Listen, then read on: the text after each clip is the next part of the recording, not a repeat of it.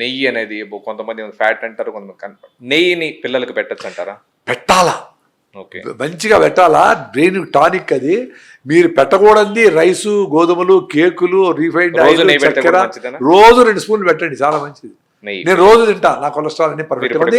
అసలు కొలెస్ట్రాల్ తక్కువ ఉంటే ప్రాబ్లమ్స్ ఎక్కువ వస్తాయని డాక్టర్ బిఎం హెగ్డే చెప్తారు. డాక్టర్ బిఎం హెగ్డే పెద్ద vice chancellor, Manipal medical university. ఆయన రాసిన బుక్స్ ప్రపంచమంతా ఉన్నాయి. సో ఆయన చెప్తాడు, అరే నాయన మీరు కొలెస్ట్రాల్ తక్కువ అనుకొని ఏమేమో చేస్తే మీ బుర్ర పనిచేయదురా, బుర్ర అంతా కొలెస్ట్రాలే, ఫ్యాటే. మీరు తగ్గించి ఎండిపోవద్దండిరా. అది 300 500 అని కాదు.